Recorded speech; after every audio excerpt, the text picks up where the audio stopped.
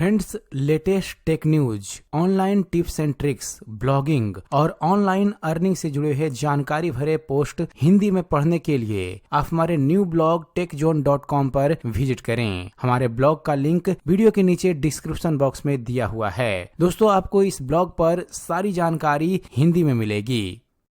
दोस्तों, उत्तर प्रदेश के सोनभद्र जिले की सोन नदी के किनारे खड़ा वीर लोरिक का पत्थर एक प्रेम कथा को अपने में समेटे हुए है। कहानी है कि इस नदी के किनारे आगोरी नाम का एक राज्य था। उस राज्य के राजा का नाम मोलागत था। मोलागत वैसे तो बहुत अच्छे राजा थे, लेकिन उनके ही राज्य में रहने वाला मेहरा नाम का एक यादव युवक उन्हें पसंद नहीं आता था, क्योंकि मेहरा बलशाली था। राजा की हुकूमत की उसे परवाह नहीं थी और अपने इलाके में उसकी अपनी हुकूमत चलती थी। राजा हमेशा मेहरा को फंसाने की तरकीब खोजते रहते थे। एक दिन उन्होंने मेहरा को जुआ खेलने की दावत दी। प्रस्ताव ये रखा गया कि जुए में जो जीतेगा वही इस राज्य पर राज करेगा। मेहरा ने राजा के प्रस्ताव को मान लिया। जुआ शुरू हुआ। राजा को उम्मीद थी कि वो जीत जाएंगे, लेकिन ऐसा होता नहीं है। एक एक कर राजा सब कुछ हारने लगते हैं और एक वक्त वह भी आता है जब राजा अपना सब कुछ हार जाते हैं। शर्त के हिसाब से राजा को अब अपना राजपाट छोड़ना था। राजपाट छोड़कर वो पश्चिम दिशा की ओर निकल पड़ते हैं। राजा की ऐसी दुर्दशा देखकर भगवान ब्रह्मा साधु के वेश में उनके पास आते हैं और कुछ सिक्के देकर कहते हैं कि जाओ एक बार जुआ खेलो, तुम्हारा राजपाट वापस हो जाएगा। राजा ऐसा ही करते हैं। इस बार मेहरा हारने लगता है। वह 6 बार हारता है। अब उसके पास हारने के लिए कुछ भी बचा नहीं होता।